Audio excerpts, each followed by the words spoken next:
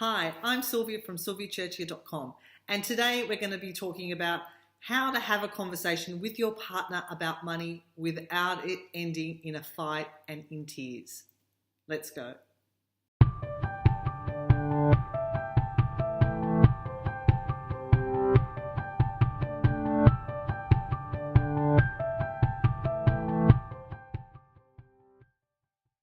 Okay, so I must get asked about this, probably more so than anything. There is a lot of stress and anxiety about money and how to handle it with your partner. What to do when you have very different ways of handling money, of managing money, of thinking about money and feeling about money, and then you come together in a marriage or a relationship and things start to go horribly wrong. Now, there are statistics that money is a major contributor of divorce, and we don't want to see this continuing on. We don't want money to be the thing that gets in the way of a great relationship. So, what are some of the things that you can do to really take the pressure off that whole thing with money and your partner? So, the first thing is, it is not your job to fix him.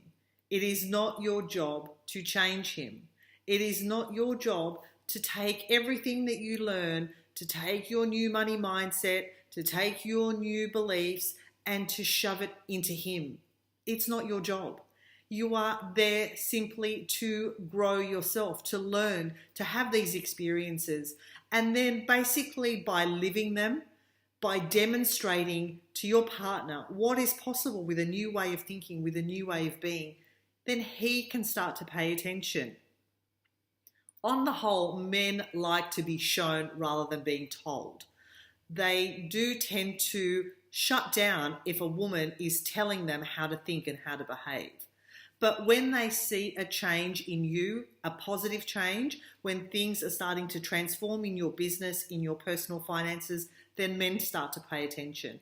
And once they start to pay attention, then you can start to have genuine money conversations. Which brings me to point number 2. It's about communication.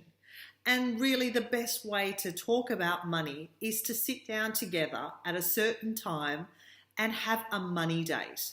A money date is a beautiful way of sitting together, maybe having a glass of wine or going out and having a coffee together and really talking about your finances without judgment, without argument, and without that anxiety. So if you're going to do it at home, then it's a great idea to do it on a night where you're both relaxed.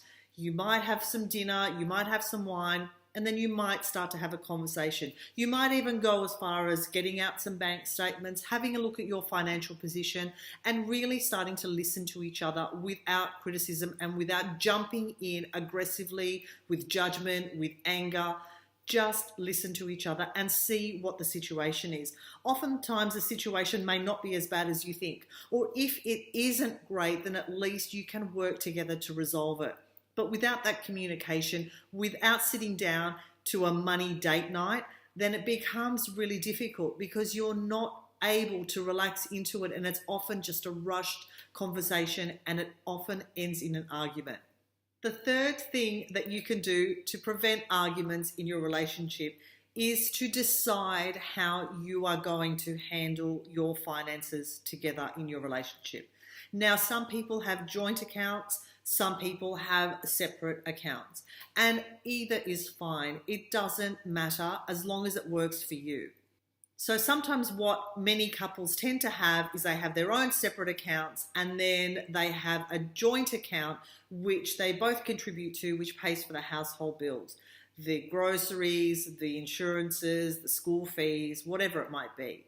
And then each has their own account and each basically is then free to do what they want with that money. If you are both working towards something, then again, you can have a separate account for that also. So you can have a travel account that you both contribute to so that you can have a holiday at the end of the year. Perhaps you have an account that you both put into because you're saving for your kids' education in the future. Whatever it is, it has to be something that works for you. It doesn't come with a hard and fast rule, but it's important to make sure that all the household bills are being taken care of, and then you are then able to choose what you do with the rest of the money without further arguments or anxiety. And the fourth way to really stop arguments and anxiety about money with your partner is to try and work out what your common money goals are. So if you're both working towards something, it makes it so much easier to get there, to really work together instead of against each other, to really put in the money that you need to, say, to build a house, to have a fabulous, luxurious holiday. When you have a common financial goal, you tend to come together. When it's one person who wants something and another person who wants something and there's a tug of war around money, that's oftentimes when arguments can start. Sure, you're not going to have a common desire for everything, but at least if you can have a common financial goal that you're both working towards, then it takes that pressure off and it gives you something to work towards. And then when you achieve it, you should celebrate it big time because you've achieved this together. And it just shows you that money can be a beautiful tool to help you achieve what you want in your life rather than a cause of argument and heartbreak.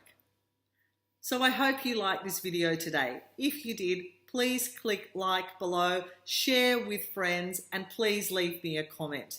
Thanks so much and see you next time.